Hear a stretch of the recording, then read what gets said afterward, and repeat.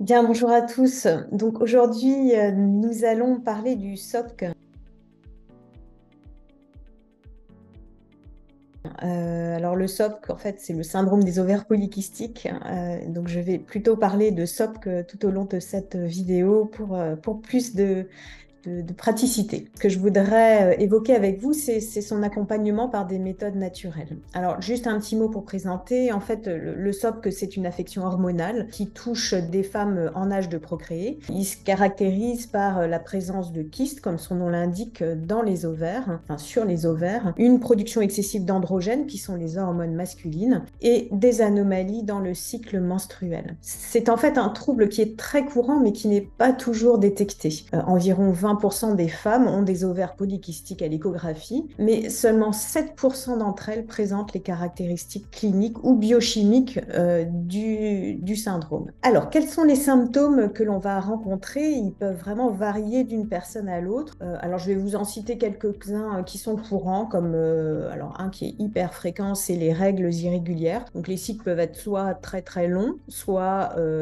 carrément absents. On va également présenter des anomalies hormonales et notamment une hormone qui s'appelle la testostérone ou l'insuline, qui est une autre hormone qui peuvent être trop élevées. Mais rassurez-vous, on va détailler tout ça ensuite. Bien entendu, les kystes ovariens, là, on a bien compris que c'était l'un des symptômes, c'est-à-dire que les ovaires peuvent être couverts de nombreux petits kystes, mais chez certaines femmes, il n'y a pas ces petits kystes, donc ça complexifie encore le diagnostic. L'hirsutisme, c'est une croissance excessive des poils, donc généralement c'est sur le visage et sur le cou, mais ça peut être également sur la poitrine, le dos, l'abdomen ou encore les cuisses et les fesses. Alors, à contrario, on peut avoir également la présence d'alopécie, c'est-à-dire une perte de cheveux ou une diminution de la densité de la chevelure, tout ceci en raison de l'hyperandrogénie, donc de l'excès d'hormones mâles. L'acné, également un lien avec l'hyperandrogénie, donc des éruptions d'acné qui peuvent survenir. Une prise de poids, donc certaines femmes ont tendance à prendre ce poids en raison de problèmes en lien avec l'insuline qu'on a vu juste avant. Du coup, on comprend assez bien que le SOP peut être associé à de la résistance à l'insuline, à un diabète de type 2, des maladies cardiaques, de l'apnée du sommeil, de la stéatose hépatique, donc de l'accumulation de la graisse dans le foie. Alors ça fait beaucoup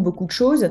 Donc du coup, comment est-ce qu'on fait un diagnostic? Alors ça va être basé là aussi sur une combinaison de symptômes que vous allez présenter, d'examens physiques et cliniques que l'on va faire chez le médecin et d'analyse de sang. Le médecin va d'abord commencer par recueillir des informations détaillées sur les symptômes que vous éprouvez. Il peut aussi vous poser des questions sur vos antécédents médicaux et sur ceux de votre famille. Alors, il va bien entendu faire un examen physique pour évaluer des signes cliniques. Alors, le plus simple, c'est l'excès de pilosité, l'acné, la prise de poids, bien entendu, les anomalies du cycle menstruel. On va aussi, d'une manière générale, faire des tests sanguins pour évaluer les niveaux d'hormones. Alors, ce qu'on va chercher à évaluer, c'est la FSH, la LH, la testostérone, les œstradiols, l'hormone antimullérienne qui est très caractéristique, la MH. En fait, ce qu'on fait, c'est qu'on calcule souvent le ratio LH sur FSH. Si ce ratio est élevé et que vous avez en plus des niveaux élevés de testostérone, il y a quand même beaucoup de facteurs qui vont dans le sens d'un SOPC. On peut aussi faire une échographie pelvienne,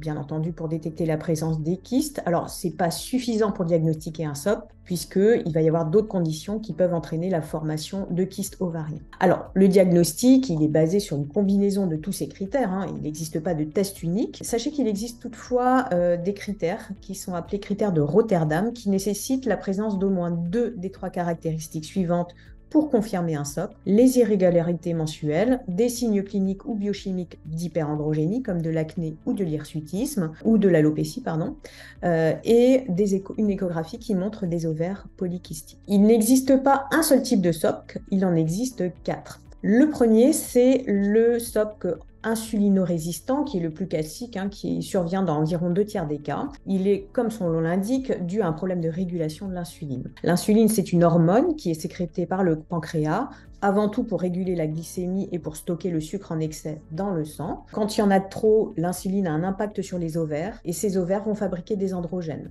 les hormones mâles.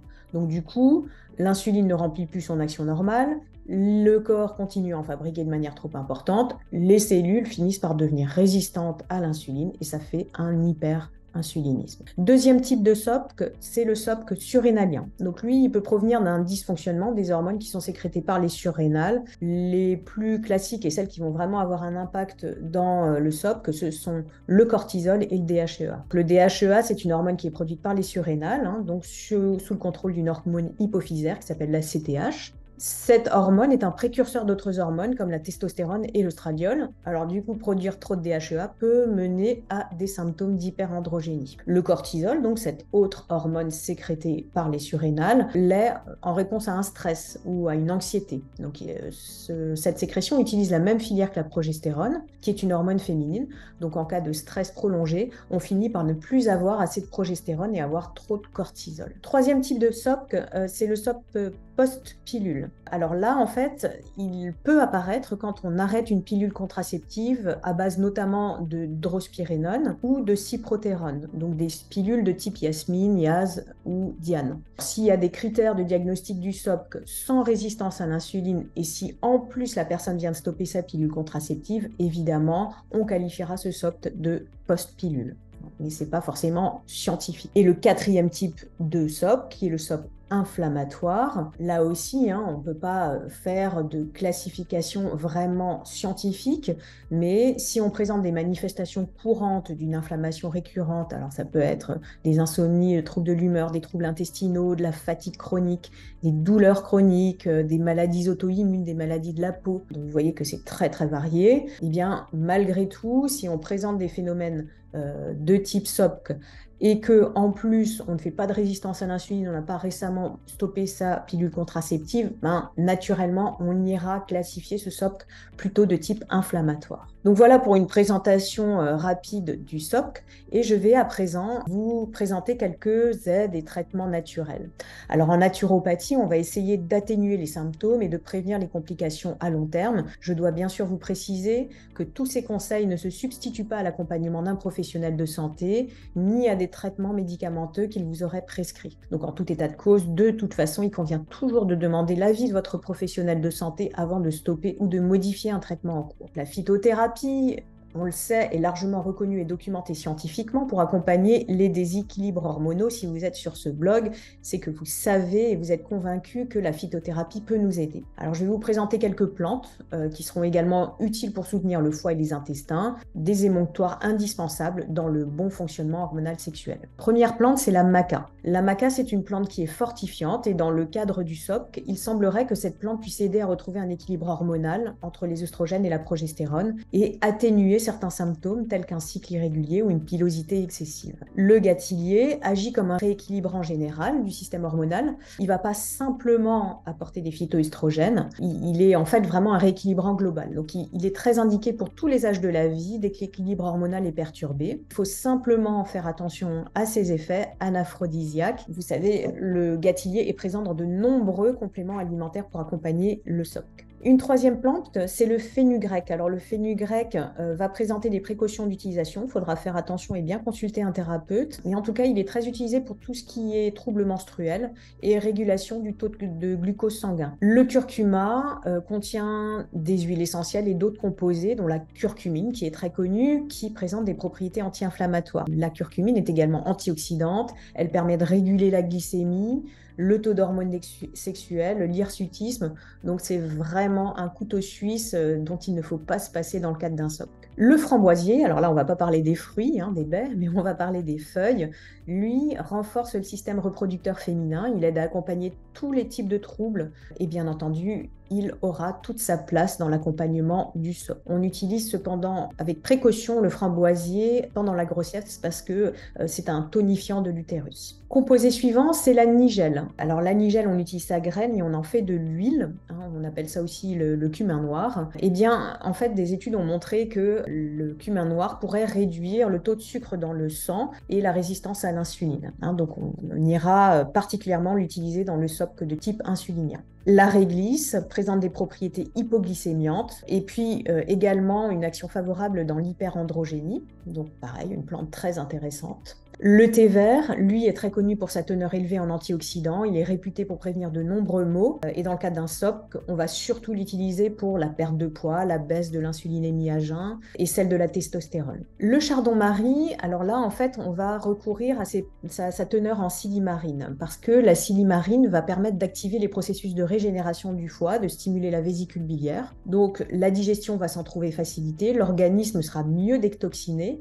il pourra mieux réguler les teneurs en hormones sexuelle. Et en plus, cerise sur le gâteau, la silimarine aide à réduire la production de testostérone. Le fenouil, dont on utilise les graines, alors là, vous savez que c'est assez connu dans la régulation de la digestion, les ballonnements, les flatulences, etc., ont également une action qui est galactogène, donc stimulation de la production de lait.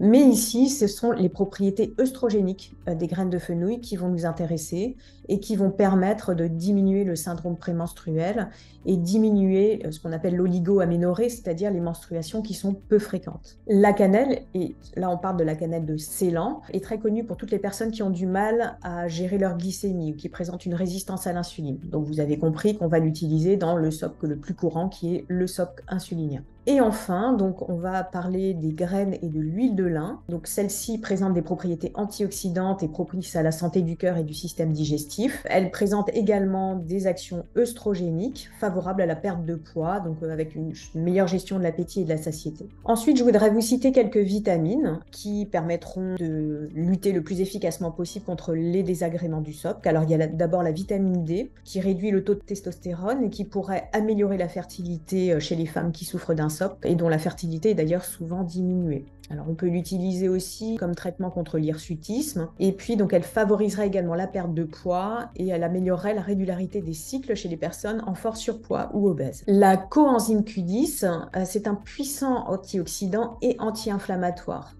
donc qui aurait un effet protecteur de l'oxydation sur les ovaires et qui améliorerait le fonctionnement endocrinien et métabolique chez les femmes qui souffrent du SOP. Et dans le même état d'esprit, on a une autre vitamine, la vitamine E, pareil, hyper antioxydante, hyper anti-inflammatoire, qui aurait en plus des effets bénéfiques sur le profil lipidique, le contrôle de la glycémie et la gestion du poids chez les femmes qui souffrent d'un SOP. Et je voudrais enfin vous parler du myo-inositol. Donc c'est un sucre qui est naturellement présent dans certains aliments, qui a un rôle important dans la sensibilité de l'organisme à l'insuline, qui améliorerait en plus la fonction ovarienne et la fertilité, qui diminuerait l'hyperandrogénie. Donc dans de nombreux compléments alimentaires, le myo-inositol est présent pour lutter contre le SOP.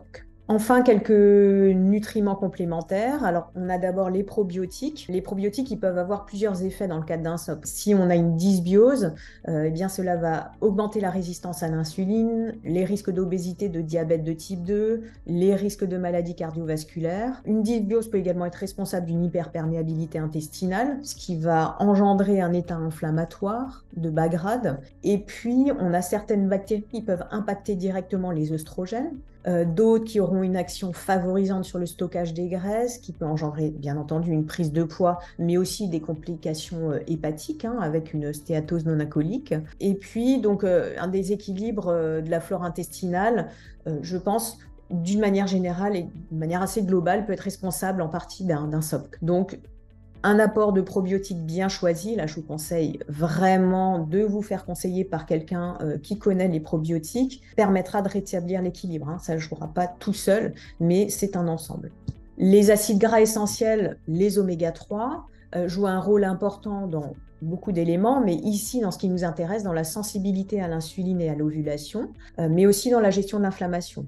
Donc là, une supplémentation en oméga 3 peut être utile pour améliorer les troubles de la maturation des follicules, ainsi que l'hyperinsulinémie chez les femmes qui sont atteintes d'un SOP. Alors, un minéral, je vous le présente plus, c'est le magnésium, mais j'en parle quand même un petit peu. Il a été montré par différentes études que de nombreux symptômes du SOP peuvent être améliorés par le magnésium. Faites juste attention à une chose, tous les compléments en magnésium ne se valent pas. Il vaut mieux préférer des sels chélatés comme le taurinate, le citrate ou le bisglycinate de magnésium. On va maintenant dire un petit mot sur l'alimentation. Qu'est-ce qu'on peut mettre en place pour lutter contre les ovaires polykystiques? Je vais vous parler de 3 thèmes principaux. Le sucre, le gluten et les produits laitiers, tout simplement parce qu'ils peuvent avoir un impact direct sur le terrain inflammatoire qu'on va chercher à diminuer dans le cadre d'un SOP. Alors le sucre, tout simplement parce que, vous vous en souvenez, hein, environ 2/3 des femmes présentent un SOP insulino-résistant. Donc la régulation de la glycémie est l'un des axes fondamentaux des conseils alimentaires. Alors c'est vrai pour tout le monde, mais encore plus pour ce type de SOP. Et en plus, la consommation en excès de sucre va favoriser le terrain inflammatoire. Donc dans le même esprit, le gluten, en fait, quand on cherche à limiter le terrain inflammatoire, on va essayer de limiter sa consommation de gluten.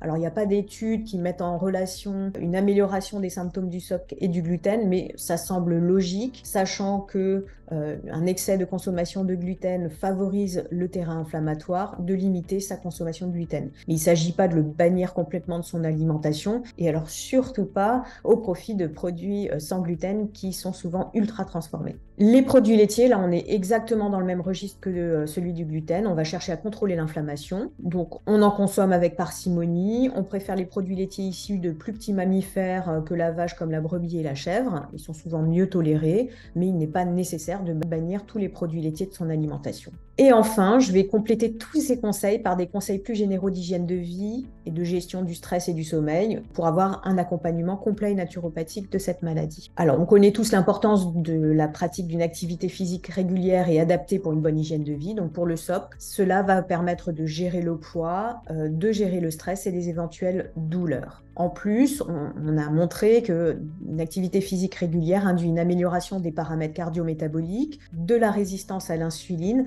et du tour de taille et de l'indice de masse corporelle. Au niveau du stress, donc stress, sommeil, qui sont d'ailleurs souvent étroitement liés, ont un impact significatif sur l'équilibre hormonal. Le stress affecte directement l'hypothalamus, ce qui est le centre de contrôle des hormones du cerveau. Il va augmenter le cortisol, qui est l'hormone du stress produite par les glandes surrénales. Donc si cette hormone est essentielle et nécessaire, un taux trop élevé de cortisol de manière durable est délétère pour l'organisme. Et en plus, cortisol et insuline sont étroitement liés. Donc la sensibilité à l'insuline peut être affectée, de même que le système immunitaire et l'ovulation. De nombreuses méthodes et plantes existent pour gérer votre stress. Nous avons proposé déjà plusieurs vidéos, des webinaires et d'ailleurs des articles sur le blog de Suryavi. Donc n'hésitez pas à les lire, les relire, les visionner, les revisionner. Le sommeil, c'est également le même principe, donc dans une approche globale du SOP qui va avoir toute sa place. Il a été montré qu'il existe une prévalence du risque supérieur chez les patientes qui présentent des troubles du sommeil. Les troubles du sommeil sont également corrélés à une détérioration du bilan lipidique, une augmentation du risque de développer une maladie cardiovasculaire, une détérioration de l'IMC, de la tension artérielle et de la glycémie à jeun. Donc toute action qui permettra d'améliorer le sommeil de manière générale sera la bienvenue pour accompagner votre SOP. Et là aussi, nous avons déjà publié de nombreux conseils sous forme d'articles ou de vidéos. N'hésitez pas à les consulter et les reconsulter. Voilà, écoutez, nous vous souhaitons bon courage dans la gestion de votre SOP, que si vous êtes concerné. Et si vous avez aimé cette vidéo et nos autres vidéos et que vous souhaitez nous soutenir, n'hésitez pas à vous abonner à la chaîne Suryavi en cliquant sur le bouton s'abonner en dessous de la vidéo. Merci beaucoup et à bientôt.